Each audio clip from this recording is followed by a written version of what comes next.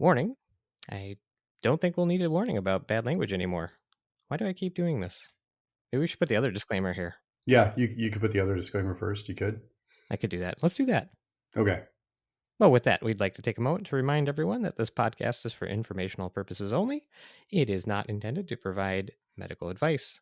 It exists only to entertain. So be entertained.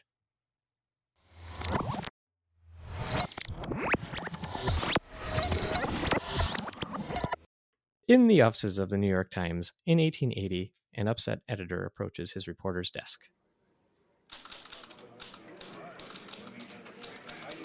Johnson, what is this garbage you wrote? What paper do you think you work for? We're not looking for fluff pieces. What? What are you talking about? This tripe you call a story, the bit about the Canadians and their sore throats. How is the reader supposed to take this story seriously the way you wrote this? You think the story about an infectious disease that leads to children's mortality is a fluff piece? Well, Johnson, maybe if you took your job more seriously, we wouldn't have this conversation. Take this part, for example. You wrote, and I quote, "The diphtheria outbreak in the Canadian provinces has claimed the lives of hundreds, if not thousands, of children." I don't know that I see your point. Look, Johnson, all I'm saying is you need to spice it up a bit. Where's the fear? Is it not self-explanatory? I mean, I feel... Nah, listen. Nobody is scared of the word diphtheria. Scared people buy more papers.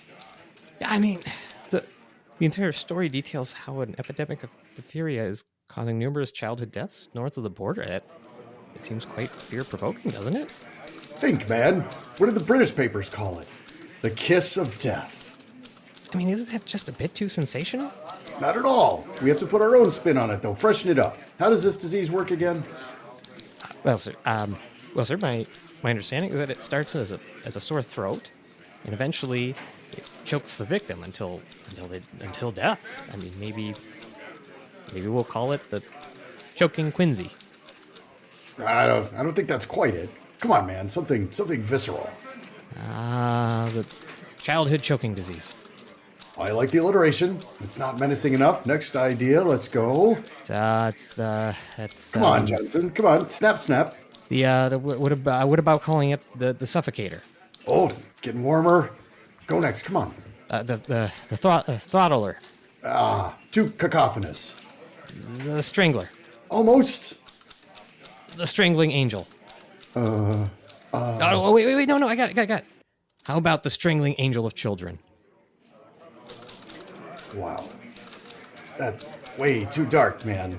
I think there's something wrong with you, Johnson. Let's just go with the Strangler. Okay. The strangler it is then. One more thing, Johnson. Sir? What the hell is all this racket? Oh, those are typewriters, sir. Haven't those just been invented? How do we have so many of them? I chalk it up to a bit of artistic license, really. Quite right. Carry on, Johnson. Will do, sir. Will do. Poor historians, poor historians. We look at cases through our history. It's just Max in there and Mike and me. You gotta listen, you don't have to read. Poor historians, poor historians, poor historians.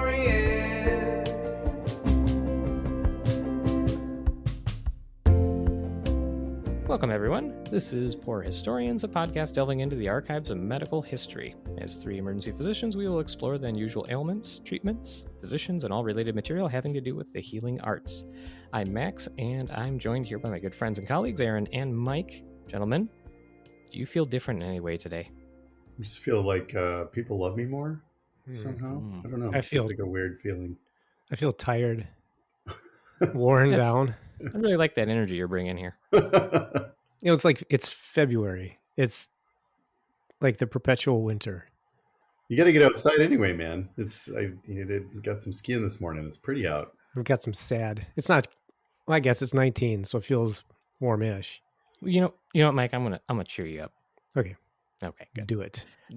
So we wanted to acknowledge that our audience went up quite a bit over the last couple of weeks. And looking, because we can actually see how many people download this, we shot up through the stratosphere relative to where we were before, and that's super exciting. So I definitely feel different. And I mean, I don't want to be immodest, but it's probably because I was posting on wrestling Twitter boards. Was you right? You're not using our. Wait, are you using the Poor Historians account to do this? I feel like I'm a representative of Poor Historians. I don't think it's unreasonable. But on a Oh, wrestling no. board? Well, I mean, just for some of my favorite wrestlers. Like who? Macho Man Randy Savage? I don't think he's active on Twitter right now, unfortunately. On Twitter? Yeah, I mean, What do you mean? I'm just saying that I think there's a huge crossover between the two audiences. Medical history and in wrestling? I mean, so, I'm a big wrestling fan, right? Well, yes, this I know about you. What's the crossover with medical history, though? I feel like a lot of medical history buffs are also huge wrestling fans. I guess I can't say that I've been in a lot of large groups of medical history buffs, so I really can't. And I honestly, I don't know a lot of wrestling fans. I don't know if they're I know really. one. Yeah, so if they keep it secret, that's probably why I don't know. Like it's a secret pleasure. Because nobody's going to come out and say it. Like, I love wrestling. I know love two wrestling. people. I absolutely love wrestling. I Okay, think it's the so- greatest thing on earth. Anyway, wrestling is absolutely the probably underwear? the reason. Is it the undies? What's it? Is it the undies? Somebody has already said it. This isn't for me, but wrestling is the one sport where grown men who wearing no pants wrestle for belts or fight for belts. Hey, it's not, I don't know. Look around at all the other sports we watch. It's really not that much sillier, I gotta say. Well, there's nothing silly about it. Well. Speaking of shout outs, I would like to say, I think we should just shout out all the new folks who found this podcast. Yeah, welcome everybody. Hopefully you made it to this episode too. But we are happy to have you along. And if you're happy to be along, you should tell everybody you know about us so that there may be more people who we bring joy to their lives. Wrestling fans or not, either way. Especially wrestling fans. And with that, I think we can move to the main segment. Yeah, I'm excited about this one. I got, I think, a fun topic. It's got epidemics throughout history. It's got scary surgeries, but it's also got dying royalty. It's got a little shout out to the collapse of Cold War Russia. There's some bloodletting of horses in there. Something for everyone to love. Of course, sled dog diva drama. So, I mean, and vaccines, but that couldn't possibly be at all controversial or interesting, really, at all. No, never. No. So keeping in mind, we don't give medical advice on this show. What's the one thing we sort of always do for trauma victims, even lacerations, all the time? Check their tetanus status, right? You always ask that, even for a little tiny little cut. And then if we update it, it's not just tetanus, it's always tetanus, pertussis, and diphtheria. Not by choice. It just is the product that we give. Yeah, that's just the product, right? It's always that they're always combined. I mean, I don't think you can get technical. You could do tetanus isolate, but that's a whole another boring topic. That's old I don't know. Yeah. I don't know about you guys. I've hardly ever seen these to any significant extent anymore. I have not seen tetanus or diphtheria. Yeah, we'll occasionally have pertussis outbreaks. Yeah, occasionally. I've actually had pertussis, I'm fairly sure.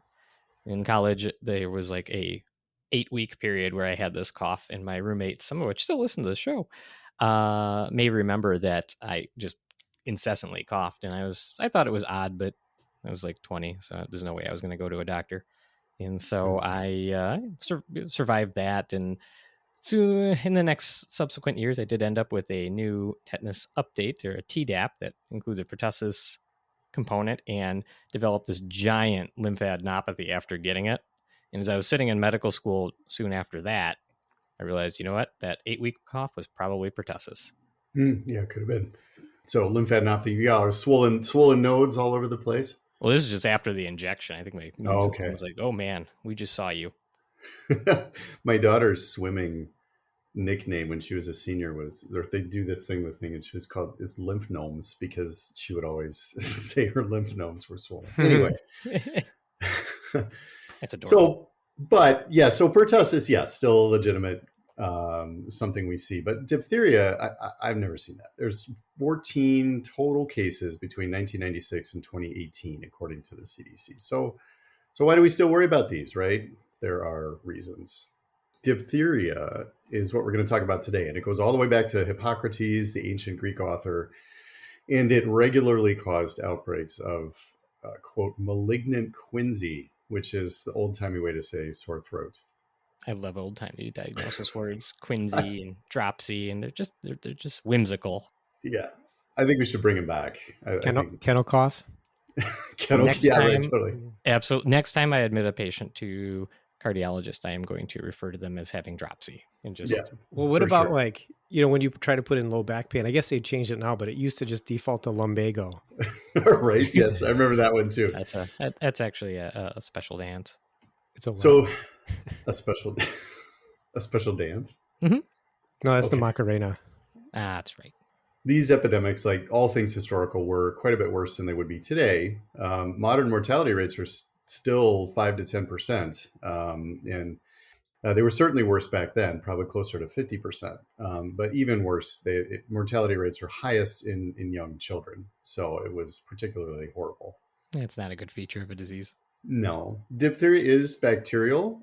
It passes between people like the common cold, but when it gets bad, it sort of kills cells that line the mouth and throat through a toxin made by the bacteria. And then the dead cells build up and make this gray leather-like membrane that sort of goes across the throat and the nose and the mouth sometimes. And so victims that die usually do so because their airway is just slowly blocked off by this leathery stuff. Yeah, it's nasty.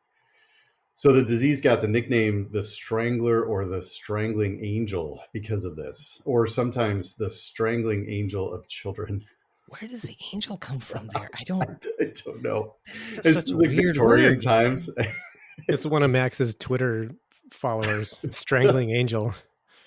I can think of a few wrestlers that would. You know what? Let's move on. Oh. Because of the way it was passed, it was also described as the kiss of death after the death of Queen Victoria's daughter in 1878. And the British Medical Journal confirmed the means of passage, quote, certainly by kissing, end quote. I don't know certainly how they sort of confirmed it. Yeah, they were just very sure that's themselves. A weird randomized controlled trial. But they weren't wrong, right? Even if it's droplet? Certainly. Right, no, they're not wrong at all. Yeah, Mm-hmm. Yeah, it would definitely do it.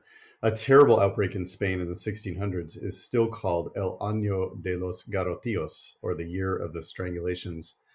And that's, not a very festive year. No, it wasn't. So it does still kill thousands in developing countries. But at the height, after we started keeping records near the end of the 19th and beginning of the 20th centuries, diphtheria killed easily 13 to 15,000 people a year.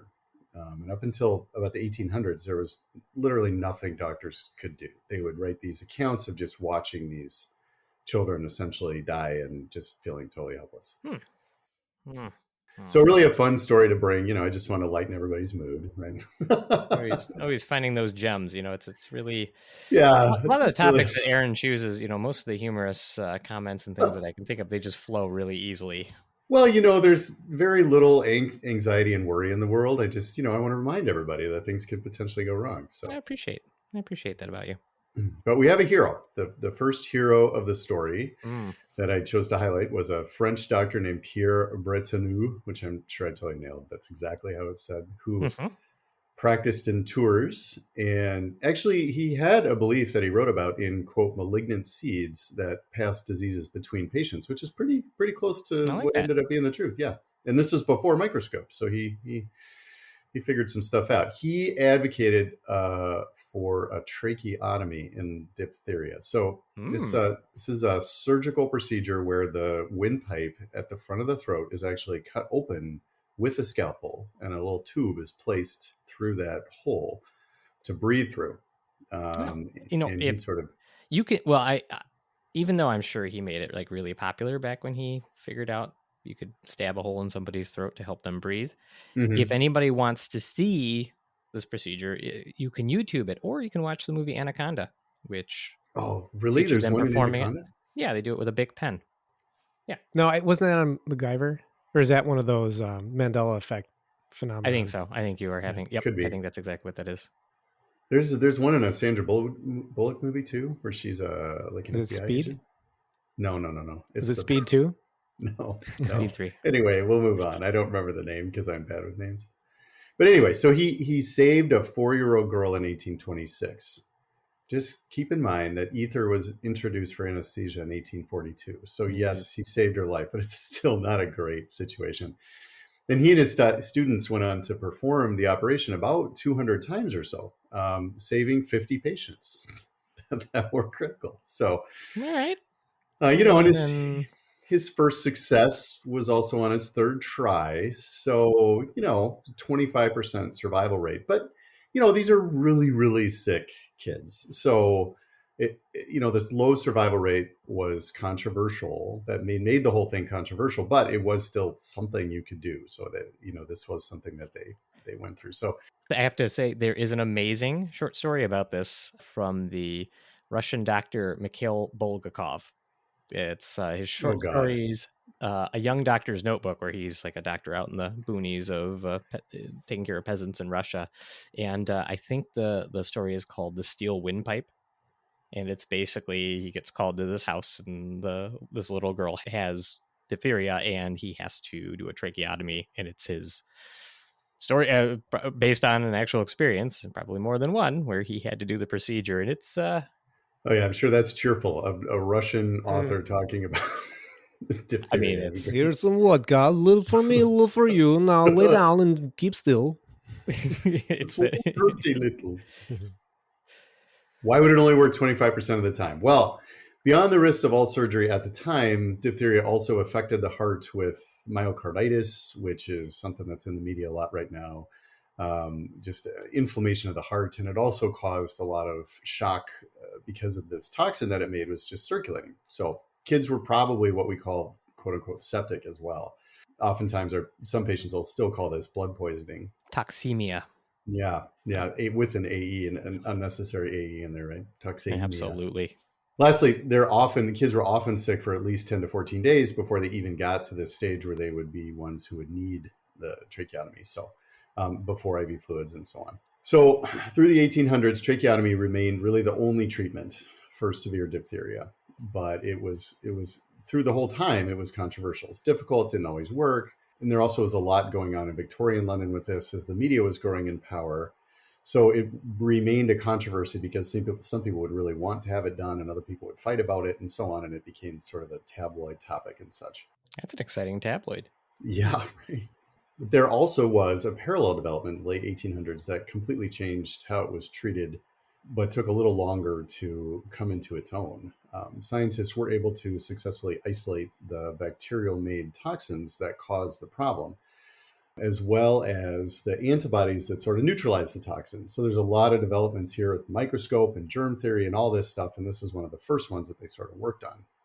And this is where we get to the horses, because the scientists looked at the horses and they said, wow, they're really pretty. Look how much blood that animal has. There's so much of it. That's why they really were into the horses. So that's why people love horses. Yeah, you just look at them The and they're bloodiness.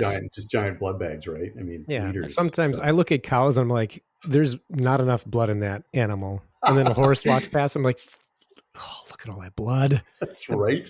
Big old blood bag. That's right. So from about 1883 to 1890, germ theory and the study of bacteria allowed a whole group of scientists to isolate the bacteria and the toxin. Frederick Loeffler isolated it, and then two scientists using work from Louis Pasteur, who deserves his own episode, frankly, about the invention of vaccines, showed they could immunize guinea pigs, they were testing it on guinea pigs, against diphtheria with the toxin. And then Emil von Behring, and I love all these names, that's why I'm including them, and Baron Kitasato Shibasaburo isolated what was called an antitoxin. So really, they figured out an antibody treatment for diphtheria would circulate and grab onto the toxins. And they did this basically through trial and error, and then tested it on a bunch of different animals, which is its own problematic thing. But they figured out that horses had a really minimal reaction to the diphtheria. And again, so much blood. So they would infect the horses with diphtheria to make the antitoxin. They made them into like little mini factories. So basically, they were like, hey, horses don't get sore throats. They're full of blood. We can harness this power. Yeah, exactly. It's like a superpower. Have you ever met anybody who doesn't like horses? I know No. a guy. I mean, there are people No. that are afraid of horses. Like they're big. You know, it's an animal that you could potentially get close to, and they're Yeah. I mean, I'm super allergic, so I don't. If you told me to go on a horse trip, I would say absolutely not. But There's you're not- allergic But to you horses? don't hate horses. No, they're beautiful. I love them. Like Right. the way I found out I was allergic is I ran up and I hugged one, and then my Mhm. eye puffed up so bad that the white Huh. part wouldn't allow me to even close it. So I was like, oh my God, Okay. All right. No, I will stay away. I have a friend who hates horses. Why? How could you- I don't understand it Maybe either. this is He just so our thing is we want jealousy? They're- because this friend has some children who are growing up. We want to, as his good friends, come together and buy a mini horse and give it to his daughter at a certain point and be like, hey, here's a mini horse and just watch his head explode. They'll have to decide. What's he gonna do? He's gonna get rid of the horse that we obviously got for his daughter. Be like, no, daughter, you cannot have this pony. He's not I gonna know do all that. girls like I'm gonna call ponies, that but- bluff. No, He knows who he is. He won't. Yeah, so the actual New York City Health Department had a stable full of horses that they would infect with diphtheria to make the antitoxin. So that, and then they bleed them and then isolate the antitoxin, and then they put that into vials and then inject it into sick children. There were obviously some significant allergic reactions. And The horse blood and spin it Right. down and jab somebody with it. Just, there's a whole lot of reasons for that, but knowing blood products tend to do that anyway. So when it's from a horse, it's certainly riskier, but it was very effective. It worked. I like the So gumption. it would kind of stop it in its tracks, right? It's very, late 1890s, early 1900s gumption. Just, we're going to try this. And I think too, like reading back through this, even I got a little caught up in it. So to be clear, basically, they didn't make a vaccine at this point. What they did is they took horses and they infected them with diphtheria, and they took the horse antibodies out that basically stop the bacterial toxin. So you take the horses, you take those antibodies out, you give those antibodies to somebody so that even if that somebody has diphtheria causing the diphtheria toxin, these antibodies from the horse will stop the toxin. The problem is those antibodies will only last a certain amount of days because your body will basically break them down and send them away. And so those people don't actually have an immune response against diphtheria, or if they do, it's not because you gave them the serum. You're just basically giving them something that temporarily stops the attack of the bacteria. Right. And it doesn't do anything to prevent the outbreak from continuing. So, Right. Perhaps because it's captured the public's imagination, there were many heroic attempts to combat the strangling angel. And I wanted to talk about one of them a little more. A little background first. So again, late 1800s, the remote interior of Alaska, which is the setting for our next story, was settled during the gold rush well ahead of any sort of road system or railroad. So in the summer, steamships were used, but in the winter, the ice froze, the water froze, and that was impossible. So the only way to get around was with dog sleds, the primary means of supplies, which you might say, how does this relate to diphtheria? Well, I'm going to get there. So in the winter of 1925, a significant diphtheria outbreak hit the mining town of Nome, Alaska, which is about 1,000 miles from Anchorage, the next largest city. It's so And far. No, it's so far away. so big, right? Yeah, and it's on the coast of the Bering Sea, which is essentially all the I mean, it's cold. Did you guys actually know that Alaska is bigger than both Africa and South America combined? What? No way. It's because What? of that stupid map. The map that that elongates the globe, and yeah, we lose perspective when they do that. Half the globe is Alaska. Well, it is giant regardless. I don't know. There's some questionable geography here, perhaps. But just outside the Arctic Circle is Nome.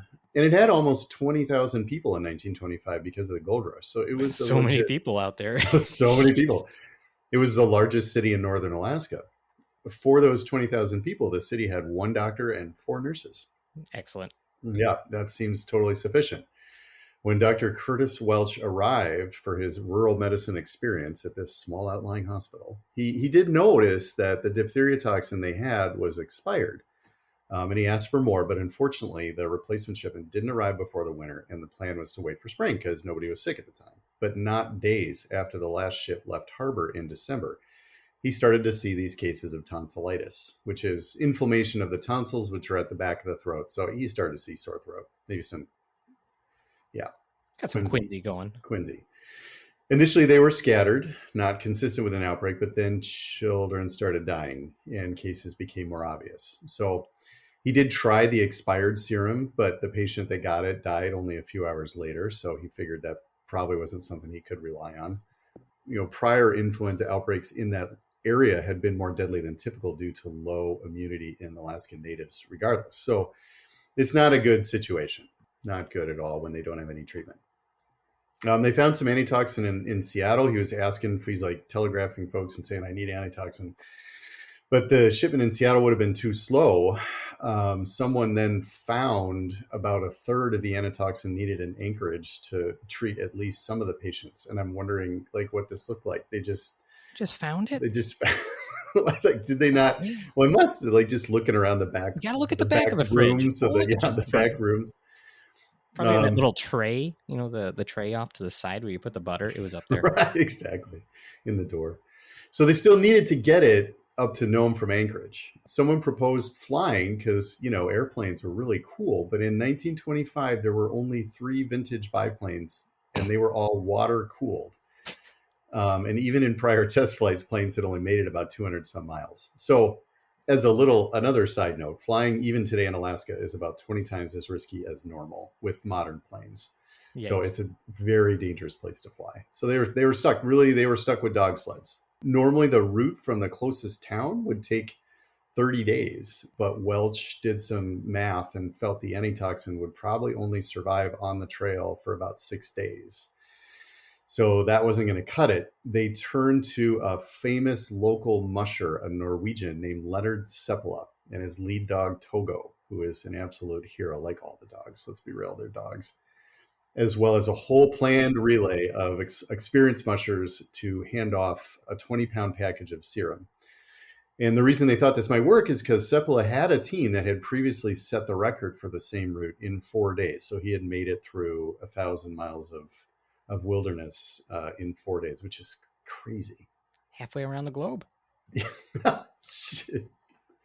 Yeah, I don't think so. But so you'd think it'd be challenging enough, but there also, right at the time, was a terrible storm that hit during the exact window that they were going to do this relay. Across the interior of Alaska, where the route had to go, temps were about minus 50 without the wind chill, with 25-mile-an-hour winds at least, and then 10-foot snow drifts. So it was like just the worst possible conditions. Is there ever not those conditions up there? Yeah, I mean, sometimes I think it's a little better, but it is still Alaska, so I don't know. Wild Bill Shannon was the first musher, so he left, and right as he left, the temperatures dropped further, and after the first leg of this journey, 3 of his dogs died, and he got both frostbite and hypothermia. Another musher arrived at a rest cabin, because they did have cabins along the route, and the person's hands were frozen to the sled when they showed up, so they had to pour warm water to even get him inside. But even though they had quarantined people in Nome, further cases kept appearing. So it was like this, this problem still. And with the advent of the radio era, the story became a giant sensation because of all the drama inherent across the country. And lots of people were following this real time on their radios and the newscasts and such. And the same storm that hit Alaska also hit the rest of the United States. So the Hudson River in New York froze solid. So everybody could kind of empathize with these people that were trying to survive. They listened in for updates, and the relay continued up the coast. There were things like ice fog, which even though we live in a cold place, I don't really know what that is. The whiteout conditions, the warm temperatures were the minus 50. Other times it was down in the minus 60s or 70s. More 20,000 people live up there. It's How crazy. did they get up there? Well, they go in the summer. spring. You're like, Going oh, in it dog looks sleds? nice. Looks nice up here. And everybody says, yeah, wait till the winter. As the gold also pulled them up there. I guess so, man. Jeez. A couple other dogs did sadly die of hypothermia. So this was not a picnic for them either. And these were, tough huskies. One musher showed up at a cabin pulling the sled with his dogs because the dogs had died. The other dogs had died. So at one point, one team ran into a bunch of reindeer, literally. I mean, that's that's the most Alaska thing ever. It is. A dog sled hit a reindeer. But how fast do they go? It's not like you can have a 10-dog pileup. It'd probably be like, oh, look at that. Like might I run think into they one. get going. I think they get going pretty fast, and they're all attached like dog to dog, and there's a Yeah. long train. So like, I don't know. I don't know, man. I I think it think looks your average sled dog can probably run about 80 miles an hour. 80 miles an hour, and All Alaska day. is as big as South America. Everybody. Oh wait, no, were they Yes. using metric system there or nicer? Sure. I don't. No, they weren't. It was all in miles. So then we get to almost the end. Another storm hit. Night fell. The serum was handed off to the Seppala guy, the hero of the story. Although they're all heroes again. Who, in blowing snow, this guy crossed the frozen ice of Norton Sound, which is the bay south of Nome. So he decided he'd just save time and go across the frozen sea pack ice. This is terrifying to me. 65-mile-an-hour winds. And the ice is moving because it's ocean ice. It's not lake ice like up in the northern parts of the country where it just freezes solid. Right. He had to camp there, but made it across. And then they had to climb a mountain because that was part of the route. There's like a 1,200-foot mountain there, and eventually met up with this other musher who is the controversial part of the story. So Gunnar Kaysen and his dog Balto, not Togo, but took over. And this was, so Seppala had the longest leg, and then Gunnar and Balto took off and they went towards Nome. They missed the chance to hand off the next relay handoff. So he just kept going. And he said it was because the person was asleep, but I don't know. We'll get to that. And at one point they also tipped over the box of antitoxin, goes flying off into a giant snowdrift, and he has to find it with his bare hands in the middle of this storm. But eventually they make it. Yeah, they make it. And Balto becomes the hero of the relay because they pull into Front Street in Nome 127 and a half hours after they had all left. So just this record, normally it's a 30-day trip, and they make it in I don't know how many days that is. Not many. I mean, 4 that and is some change. It does make sense that Balto would get his own animated movie. Yes. Yeah. Now, they had to do it again a few weeks later when the rest of the serum arrived from Seattle, because remember, the stuff they found in Anchorage was only enough to treat like a few of the patients. And they were going to take the airplanes, but the airplanes didn't start. So and this is why I complain when I can't get an Amazon package in the next 48 hours, because life is still just as difficult as it was back then. Yeah, absolutely. I think, I think in fairness, though, it is obvious that second trip was probably a heck of a story in its own right.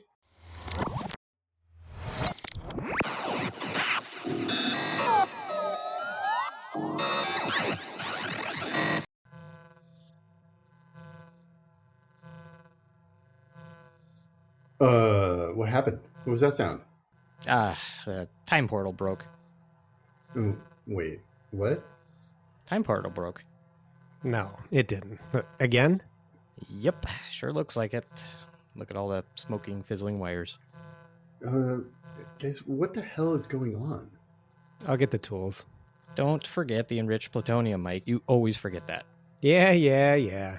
Wait. That thing in the corner is a time portal? Well, obviously, it's been sitting there in the corner since we started the show. I'm surprised it took you this long to ask about it. That doesn't make any sense. What doesn't make sense? How did you think we got the historical reenactments on this show to be so authentic? I wasn't just making them up as we went along. Well, that seems like a stretch. I mean, how would Mike know how to fix it? Well, Mike built it. I would hope he knew how to fix it. Built it? How? How should I know? I do the audio editing. He's the time machiner. It's Mike's department. I'm having a hard time with this. How would Mike know how to create? How would Mike know how to create a time machine? Well, I mean, you took physics in college, right? Well, yeah, obviously. Algebra-based physics, right? Yeah, right. Well, Mike took calculus-based physics, so... I made it with physics, Aaron. Isn't this a bit absurd? I don't think so. I mean, you can't argue with physics. That is not an explanation. Yeah, well, it's busted for now. I'll order a new part. Should be up and running by next week's show. Well, that happens. Where were we in this story, Aaron? I don't think I'm going to be able to move past this. Do you want us to tell the listeners about your murder basement? You already have. So you do have a murder basement. Right. So anyway, in the aftermath of this outbreak, the outbreak cost somewhere around 5 to 7 lives. Although at the time, Welch noted that Inuit families often didn't bring their children to his hospital, so it could have been more, which is kind of a crazy number for all this effort. But I think, good for them. It's again highlights how it's difficult when children are sick. There remains That is trying hard.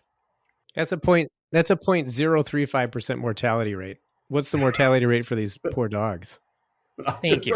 Yeah, that's a good question. Not low, right? I mean, I don't know how many teams there are, but I think 4 or 5 of them. You know what new listeners to a show love?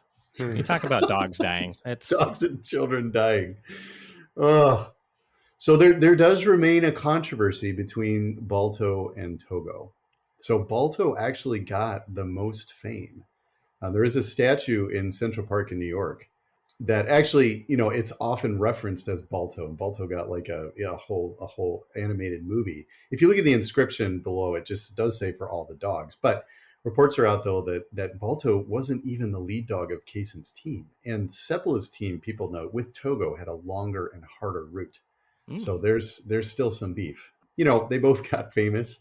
And the real problem is 2/3 of the mushers, mostly native Alaskans who just kind of did this kind of stuff on a random Tuesday, weren't really acknowledged much at all. It sort of came down to these two. But yeah, Kaysen went a total of 53 miles to Seppala's 170, and Kaysen missed the last handoff because the musher he was meeting was supposedly sleeping. It seems like you could wake him up. So people said he was maybe just after the glory. It was even worse because Seppala had also previously owned Balto, but left him behind as a scrub, quote, freight dog, unquote, who was not good enough for his team. And, I don't know about you guys, that almost makes me like... Is that what the movie's about? No, I don't think it's in there. Yeah, the working title was Freight Dog. Not good enough for this team. Though it almost makes me like Balto more because he's like the scrappy guy. Nobody thinks he can do it. And then he's the one, I don't know. They should have named the dog Rocky. They should have. There's also speculation, I might have said this before, that Balto wasn't even the actual team leader. So that would have been normally a dog named Fox, which is confusing because it's a dog and also not as cool. So the film reel of the arrival was actually recreated for the media, and that was the one that was sort of sent out. And people who name their dogs after other animals are the worst. Where's Bear? Or about after food, like cupcake or sprinkles or bubbles. Oh, those are all terrible dog names. Cookie. No, that's just stop. Regardless, it seems the sled dog community is pretty clear about who the greatest sled dog ever was, because Togo is pretty well recognized for that, even though he didn't get as much credit. I wouldn't say widely recognized then. Well, he did okay. I mean, everybody wanted Togo to be the one to give them their puppies. So anyway, so they were called Seppala dogs after the musher. So around the same time, Dr. John G. Fitzgerald, I'm sorry, I know it's a lot of names, but if anything, they just sort of add to the ambiance of when this is happening. You should just name them all John Jacob Jingleheimer Schmitz, because then everyone's going to know, like, that's my name too. So yeah, right. They just blend. That is the most G-rated joke I've ever heard. I'm frankly embarrassed. I'm putting the disclaimer back on. We went too far the other direction. Take the explicit rating off, but put the dad joke rating on. Oh, geez. So this Dr. Fitzgerald, he started a Canadian institute to study a toxoid immunization after it was discovered in France that inactivated toxoid, or I guess toxin, I don't know.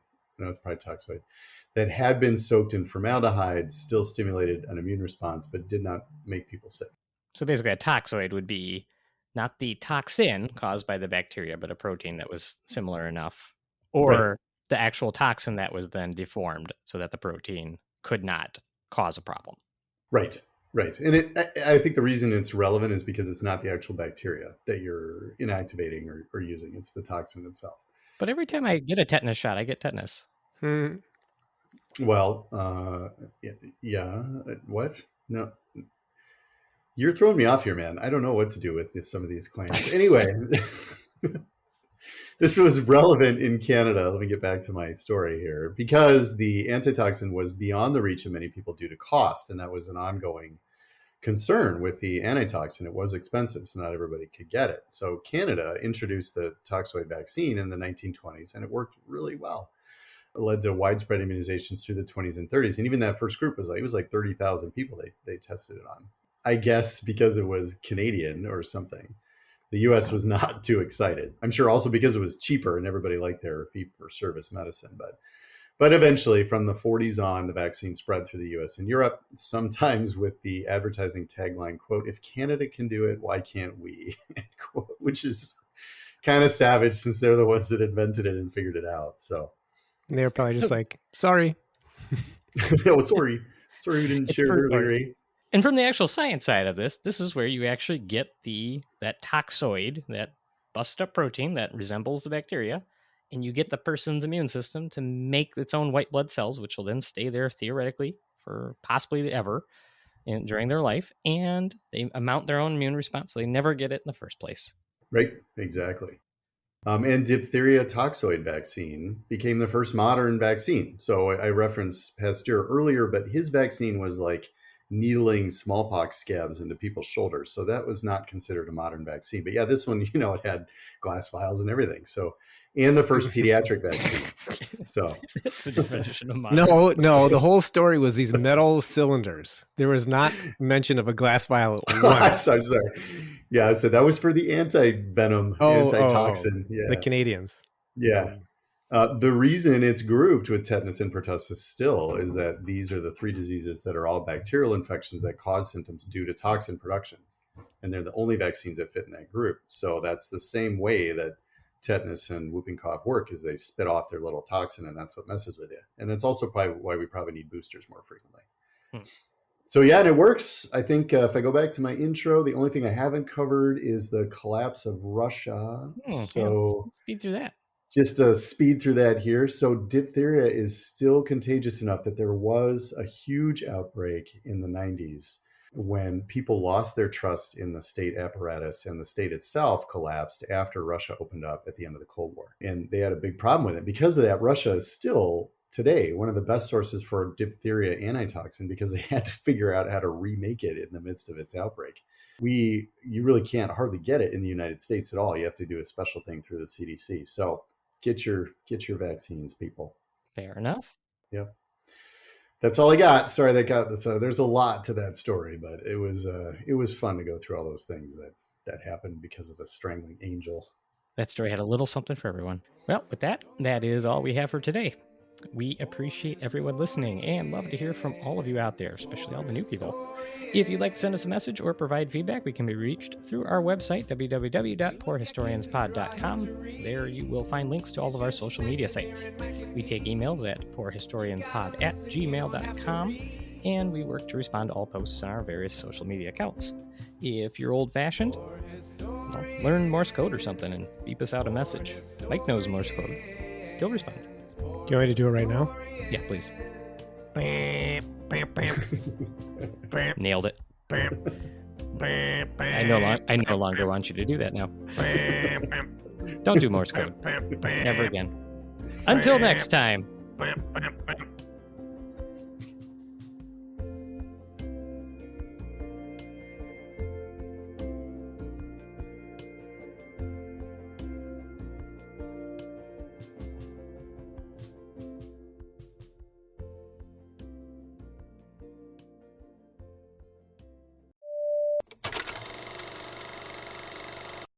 Episode 19. Diphtheria. Diphtheria. Don't forget the extra. I think it's misspelled in the title there. Hold on. D-I-P-A. It's the same way as how I remember to spell ophthalmology. That's a stupid looking word. All right. I'll pause before you go to skit one. Do it. All right. Skit one. In the offices of the New York Times, a reporter in 1880, an upset editor approaches his... Oh, come on, read sentences before you... That literally was Morse code, though. Was it? Yeah. What did it mean? You have to figure it out. It's like the Little Orphan Annie. There's no chance in hell that was real. It absolutely was real. You could absolutely translate that into... Look me in the webcam and tell me that was real. Look me in the webcam. That was absolutely real. You're not looking at me. Well, I don't know. I'm looking at you, but all right. I'm looking at the webcam. Oh, there you go. Much more convincing. Absolutely real. I swear. We don't swear on this podcast anymore. By the moon and the stars in the sky. Oh, geez, man. I think Mike should curse again. He's gone all the way. Yeah, to the Mike, other there's side. only one thing I think I have to edit now. Really? I really need you to do better. Wizard. There it is.